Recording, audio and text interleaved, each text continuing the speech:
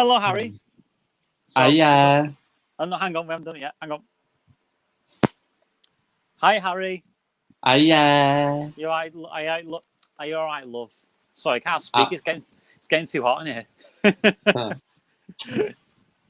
So how's things in your neck of the woods in Liverpool? I'm all right, you know, chica. Sounding very perky today. I'm always perky, horn. Indeed.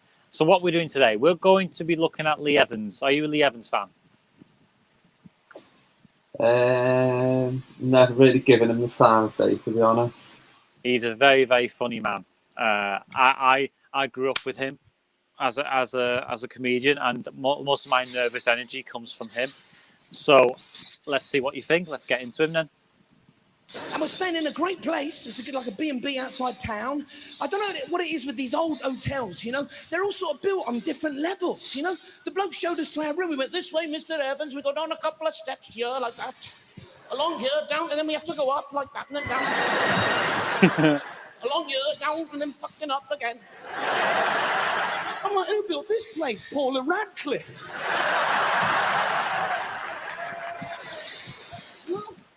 The fire alarm goes off, you die of whiplash. Oh, they're all prepared for a major emergency in the hotel, like a fire. They got an axe behind some glass and a bucket of sand. Well, you need the axe to smash the glass to get out. And how'd you put a fire out with an axe? What, chop it out, do you? Chop. And that sand bucket, everyone just puts their fags out in there. You chuck that on a fire, it's like... No, it's just got the flavour of 20 Bensons. We got completely lost driving in. I've got a great car. It's like an ex-company car. And it's great on the motorway at night. When I've got my lights on, people start moving out of the way. And when I've got the sirens going, fuck, they shit themselves.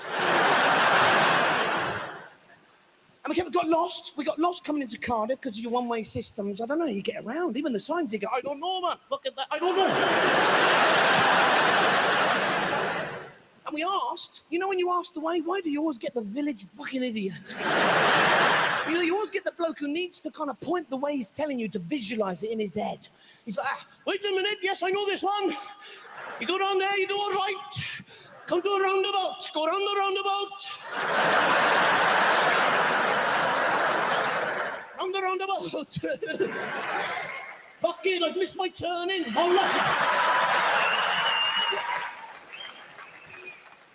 What are you doing now? I'm in the services, I'm fucked.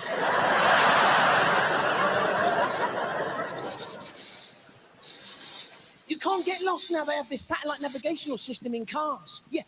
We just got rid of our wives, giving us all the wrong directions, and they replaced it with another fucking woman. But it's different, because it has that sexy voice on there. It kind of goes like that. Turn left. Fucking right, love.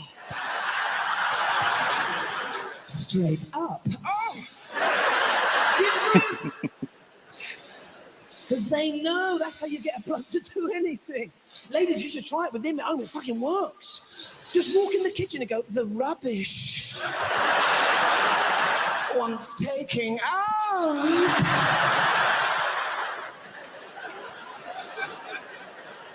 You know? The garage wants cleaning. Oh, fucking do it now. You missed a bit. But that satellite navigational system, you make a wrong turn and it turns straight back into your wife. Make a U-turn now.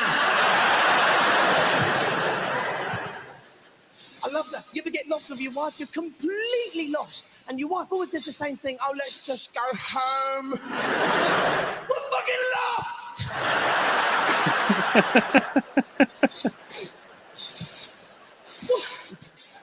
What did you throw bread out the fucking window?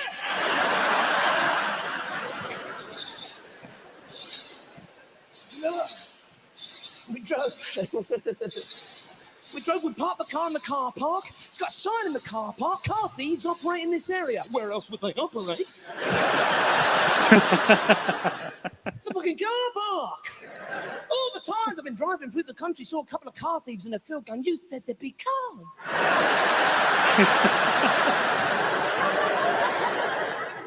And thanks for telling us. They're not doing anything about it. They just put the sign up with thanks. You'd hate if you was getting mugged and a copper just ran up and went, he's mugging you, he is. He's running away with all your money. And we paid in the parking machine, and I hate those parking machines. Any machine where you've got to put money in. How do they always know you're in a hurry? You know, you rush up to it, and they always get fussy on that last pound coin. You kind of put it in, and it goes, no, I don't like that one. Well, it's just the same as all the others. Yeah, I just don't like that last one. You do the lucky rub. You ever do that? Fucking come on. Fucking come on. How does that make anything lucky? How? If that was the case, all blokes' knobs would be really lucky. You know what I'm saying? What? That would be lucky.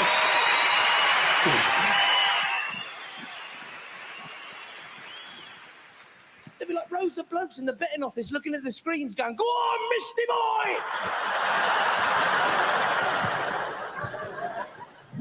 What do you think of Lee?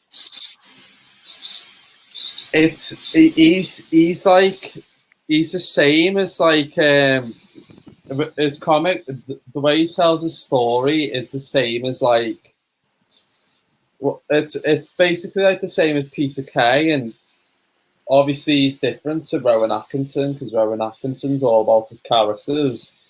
But I liked the fact that when he was describing his innuendos with Lucky Knob and all that malark, I found that really funny in the way he was describing things. I was thinking, it's like, do you know the way if you were describing things in a funny sense and the way you can come across like camp and the way I can come across camp? His camp timing is just like spot on. And not many comedians can pull that off, but he is known for doing that, and that's why people like him to do his comic timings, and people respect him and relate to him. Like, do you know when you said you've grown up with him? Yeah. And you get that sense of nerve, what he gets. The nervous energy that propels you to tell another joke. That's how I do it. It's because you're thriving off his energy, and what people do is thrive off. Like, people have inspirations of comedy people, and people go to that certain aspect and look up to them comedy people and go, yeah, I like him for that. And so that's what he brings to the table. So as a comedian, where would you rate him as a comedian? I know you've only seen this clip, but what is he someone you could get into more of, or is he not quite as funny as you'd like him to be, or because maybe a stand-up, maybe you should watch one of his videos and see what you. There was certain aspect where there was certain aspects at the start where I thought, what the hell? And then the more he was explaining about what he was doing, and his when he was talking about the roundabout, oh shit, I've missed my timing. I was thinking, right, okay. And then when he was talking about the more dirty stuff, it got more funny then, because it was like, oh yeah, I can relate to this because this is what we say all the time, and this is my type of humour. Yeah. So definitely. that I would give him an 8 out of 10. Oh, okay. So we've gone up a bit. The thing with Lee Evans is he is just like Peter Kay when it comes to comedy. He's observational comedy. He's one of the original ones, Lee Evans. He started out in the 80s, and he's rose up the ranks and he's become massive. He's retired now, I think. But I met Lee Evans at a book signing, and he's such a, even in real life, he's comical. Everything he does is comical. He wound me and Vanessa up because we were both in the queue. And I said to him, could you put my name down as this? And apparently we weren't allowed to do that. You know, we just put Lee Evans. And he still wrote it for me. And he went to me, it's all right, mate. It's all right. And then he went to Vanessa, do you know him? And Vanessa was like, oh, he's my husband. And he went, good for you. Good for you. And he screamed at me down. I was running off because I was dead embarrassed. Because he's my hero, do you know what I mean? Yeah. But anyway, we're going to let this one wrap up now. And so join us next time. Like and subscribe to me and Harry's. I'll put links in the descriptions. And yeah, join us next time for another reaction. So see you in a bit. Say goodbye, Harry. Bye. Bye.